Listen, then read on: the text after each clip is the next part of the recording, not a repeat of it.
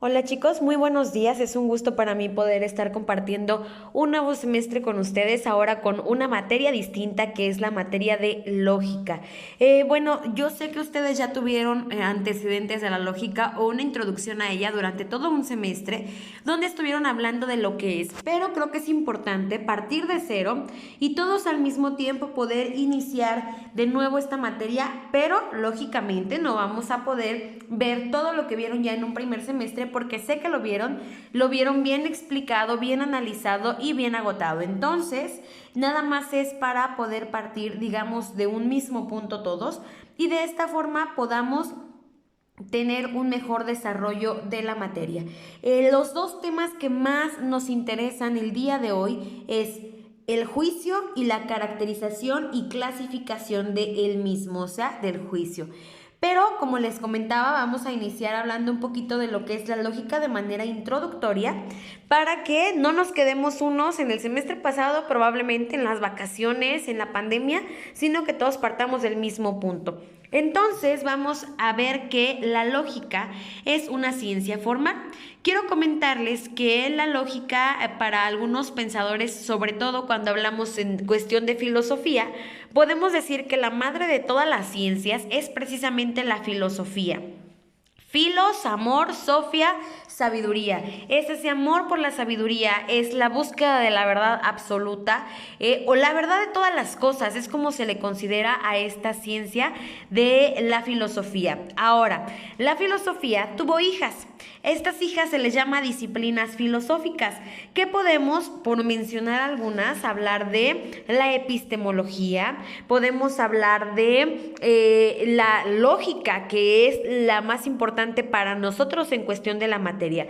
Tenemos también la metafísica, tenemos la ontología, tenemos la axiología, tenemos la estética, tenemos también lo que es la cuestión de la filosofía política.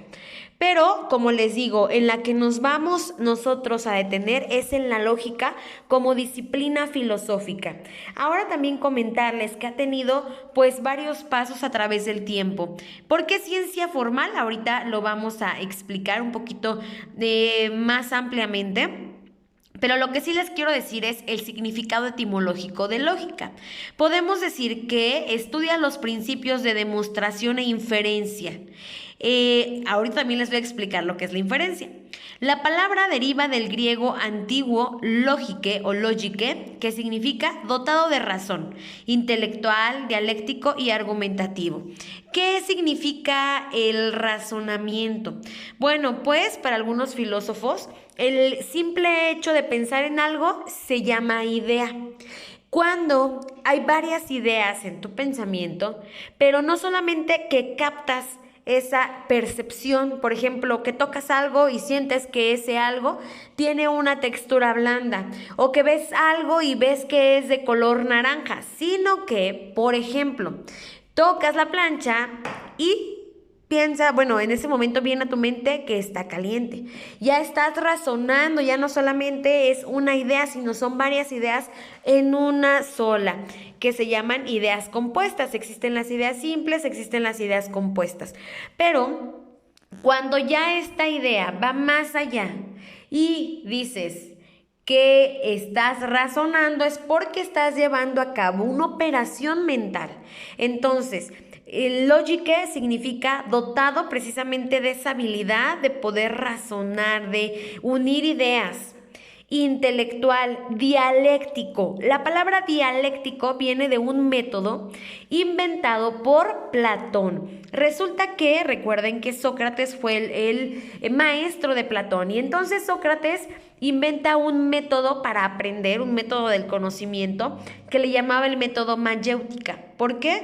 Bueno, porque su madre se dedicaba a ayudar a las mujeres a parir y su padre era escultor. Entonces, derivado de las dos palabras, viene el método mayéutico, viene sobre todo del oficio de su mamá, pero él dice que es ayudar a nacer, a parir el conocimiento, pero también toma en cuenta el oficio de su papá que era escultor, porque dice que a través del método mayéutico no es como que llegue y predique y les diga y les enfatice lo que significa algo, sino que empieza a hacer que las personas platiquen y a través de esa discusión y a través de esa plática, lo que a lo mejor ellos tenían como una idea vaga, ahora lo hacen un conocimiento bien estructurado.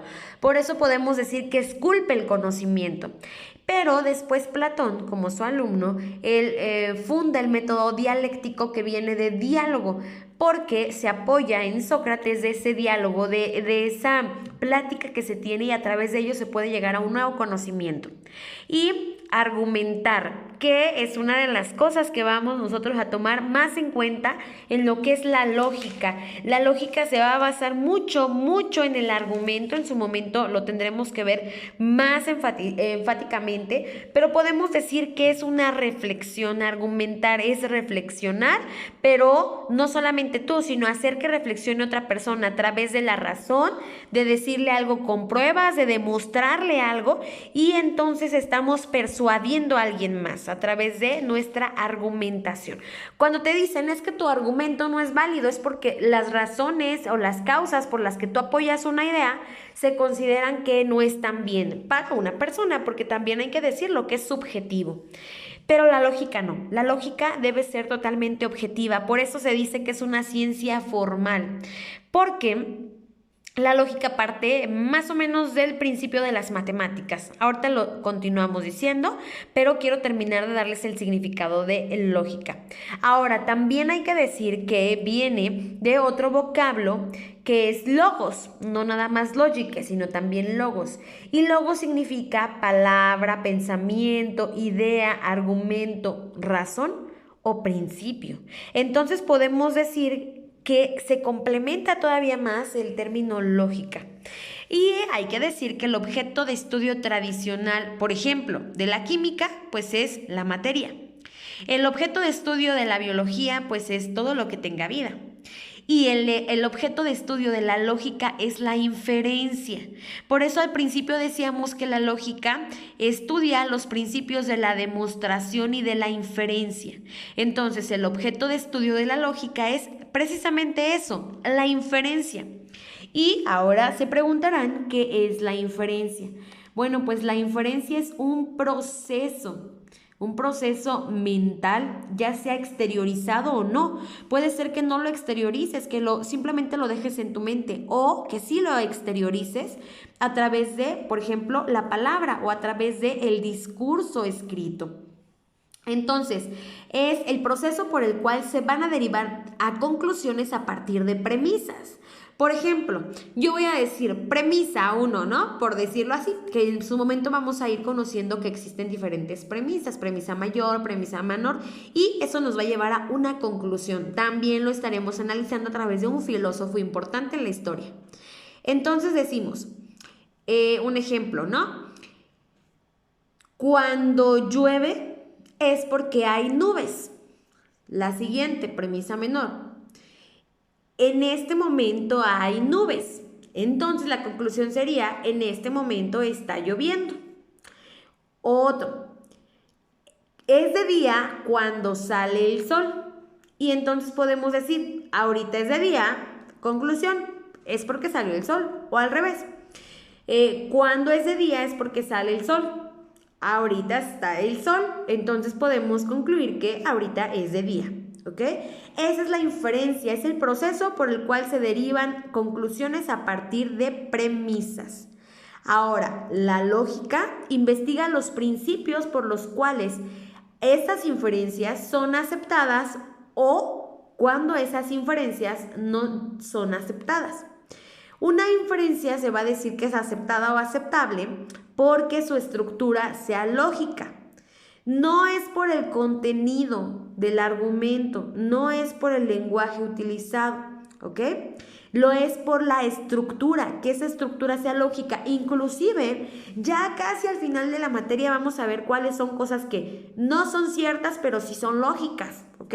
Puede ser que tú argumentes de tal forma que estructures lógicamente tu argumento que sea aceptable. No dije que sea verdadero.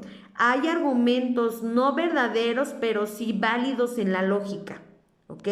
Y hay argumentos verdaderos, pero que a lo mejor no son aceptados porque no tienen una estructura lógica.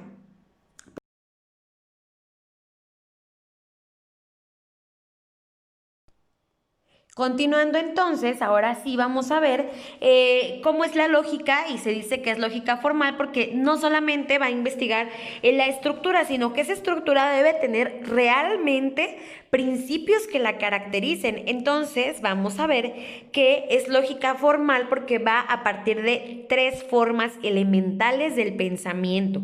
Vean, primero lo pienso, puede ser que lo exteriorice, como decíamos, a través de lo escrito o a través de lo oral o verbalmente, pero va a iniciar en el pensamiento. Yo no voy a poder lógicamente decir algo que no antes pensé, porque para poder decir ese algo de manera estructurada, quiere decir que antes tuvo que pasar por mi pensamiento. Por eso nos vamos a basar mucho en Platón durante nuestra materia, ya que él hablaba precisamente de las ideas.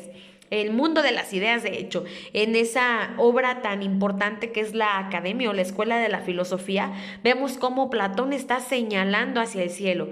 Los invito, por favor, a que vean y googlen precisamente esta obra tan importante, la Escuela de la Filosofía o la Academia, y van a encontrar una pintura donde hay muchos filósofos reunidos en esa misma obra de arte, y la persona que ustedes vean en el centro señalando hacia el cielo es Platón. La persona que ustedes vean en el centro señalando hacia el suelo es Aristóteles. Se contraponían. En este caso, Platón hablaba de que creía en el mundo de las ideas. Todo tenía que partir de tu mente, y si existe en tu mente, existe en el mundo, vaya. Y Aristóteles decía que no, que había muchas cosas que podían existir en tu mente, pero no por eso eran ciertas y verdaderas o reales, que solamente existía lo que podíamos percibir a través de nuestros sentidos. Por eso se contraponen. Aquí vamos a unirlos en muchas ocasiones, pero vamos a fundamentarnos más en Platón, aunque hay que decirlo que Aristóteles es el padre de la lógica. Bien, entonces decimos, ¿cuáles son estas tres formas elementales del pensamiento? 1, concepto; 2, juicio; y 3, razonamiento. Nuestra clase de hoy es el segundo, que es el juicio, pero ustedes ya tuvieron que haber analizado el concepto. Para que lo recuerden, les voy a decir qué es, lo tienen en la imagen. El concepto consiste en recoger con la mente, o sea, todo aquello que viene a mi mente va a ser un concepto. Todo lo que venga a tu mente, ya sea porque lo percibes a través de los sentidos, el gusto, el olfato, el tacto, el oído, la vista, o porque viene a tu mente simplemente, como decía Platón, esa idea que llega a tu mente. Entonces, eso sería concepto, lo que recoge la mente. El segundo es el juicio, que es el que nos toca a partir de ahí para nuestra materia.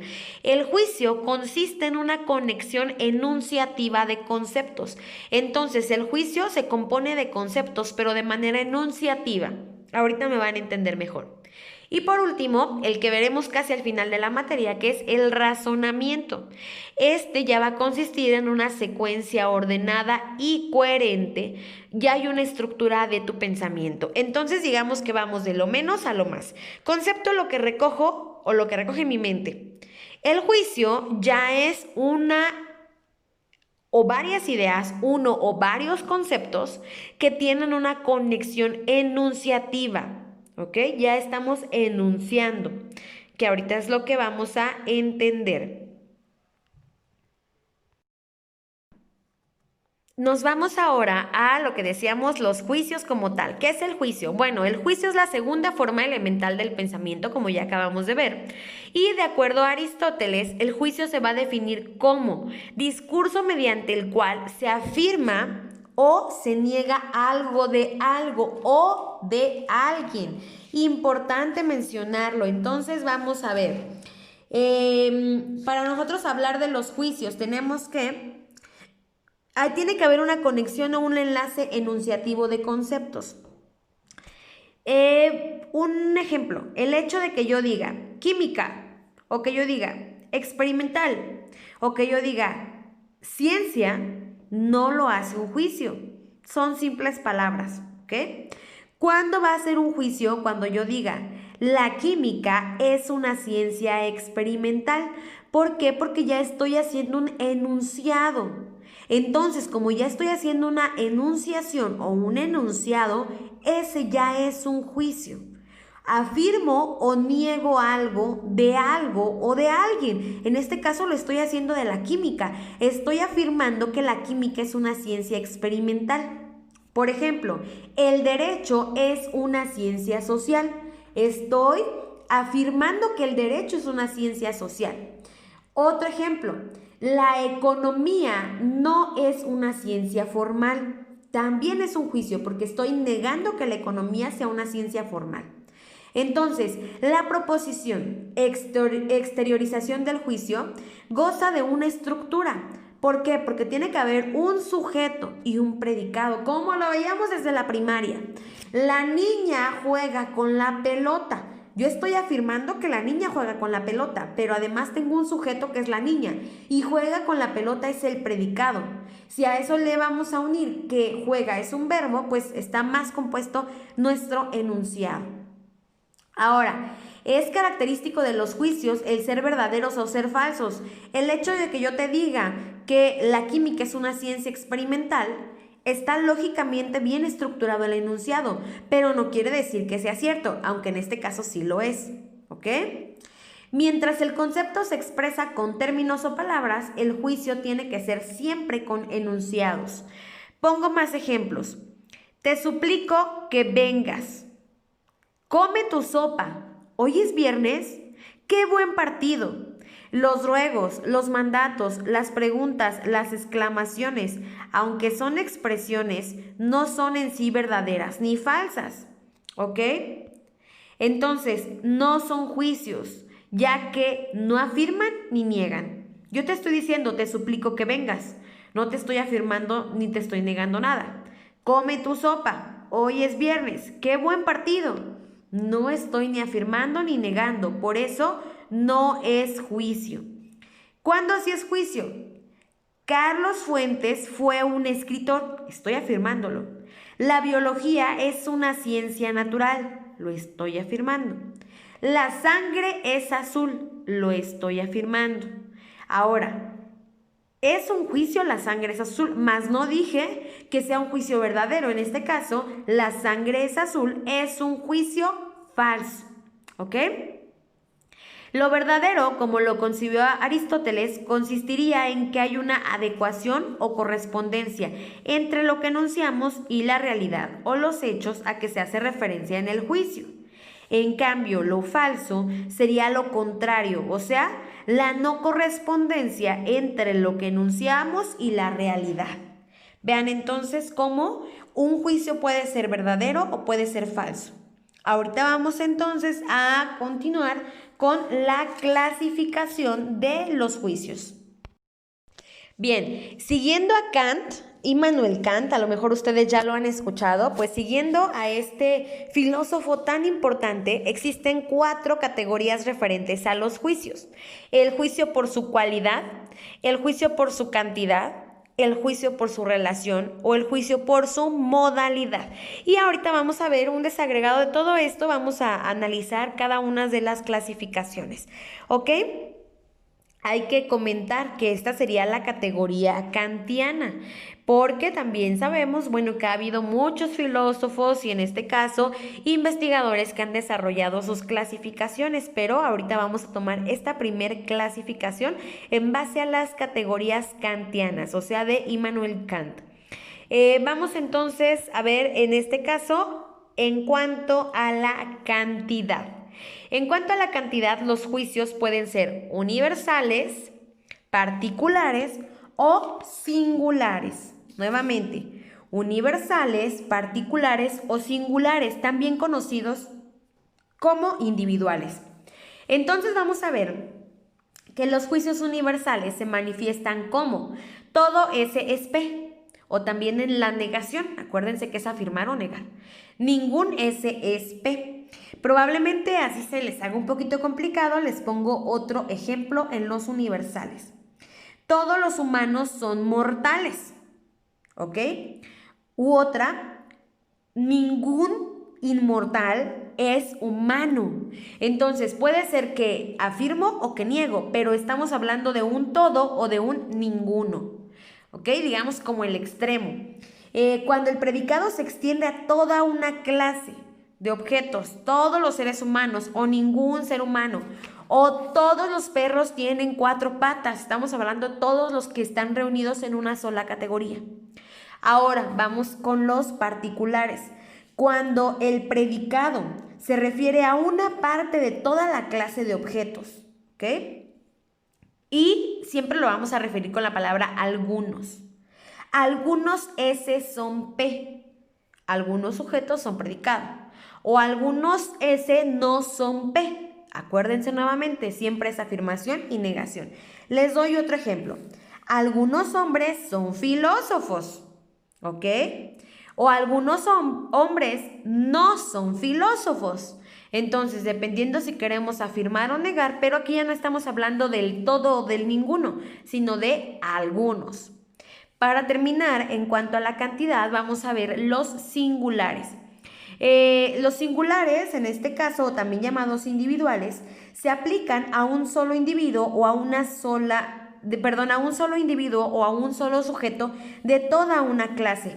Por ejemplo, Kant es filósofo. Hay muchos humanos, hay muchos filósofos, hay algunos filósofos, hay algunos humanos, pero aquí nos vamos a referir solo a uno. En este caso, a Kant. Yo puedo decir, Paulina es inteligente. Hay muchos otros alumnos inteligentes, pero solo me estoy refiriendo a Paulina, ¿ok? Entonces, eso significa, o en eso son las 3 formas de la cantidad. Nos vamos ahora a la categoría.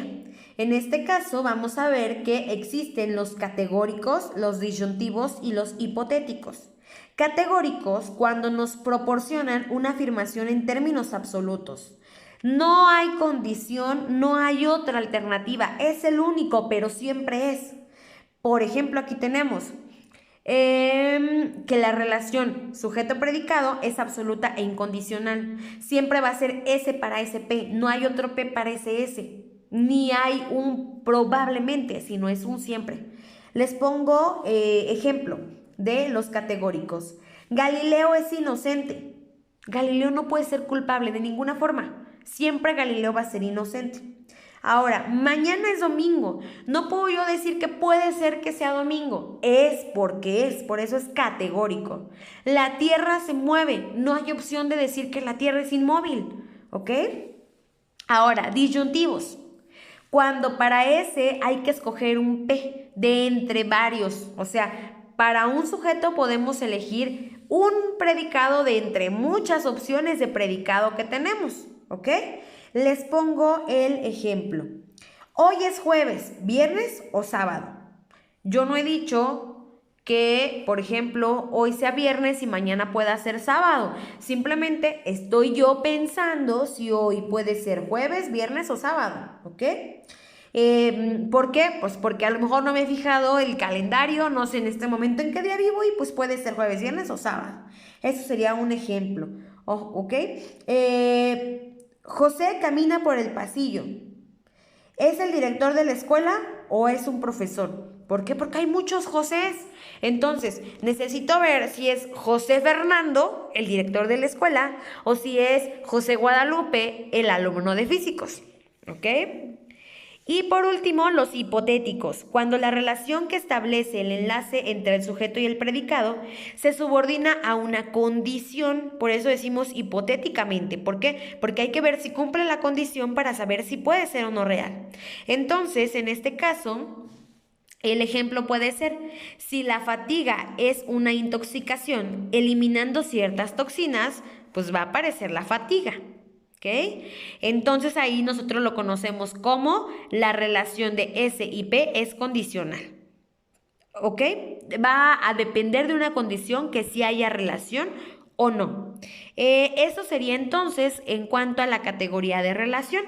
Vamos a continuar con la categoría en cuanto a la modalidad. En cuanto a la modalidad, tenemos juicios problemáticos, juicios asertorios y juicios apodícticos. Los problemáticos es cuando la relación que se da entre el sujeto y el predicado se expresa como meramente posible. Ejemplo, Mario puede llegar tarde. Es lo que nosotros conocemos o decimos, que hay una relación entre el predicado, pero es posible. No estoy diciendo condicional, simplemente puede ser. Entonces va a ir la palabra puede. Mario puede llegar tarde, o también el no puede con la negación. Mario no puede llegar tarde. El asertorio es aquel en que dicha relación es concebida como real. Cuando la relación entre el sujeto y el predicado implica una realidad, ya no es posible, sino es real. Mario es puntual. ¿Por qué? Pues porque ha demostrado en la realidad que lo es. No que puede serlo, sino que lo es. Por eso es asertórico. Y por último, el apodíctico, cuando la relación entre el sujeto y el predicado es necesaria, en este caso, o sea que expresa una necesidad, o que es imposible.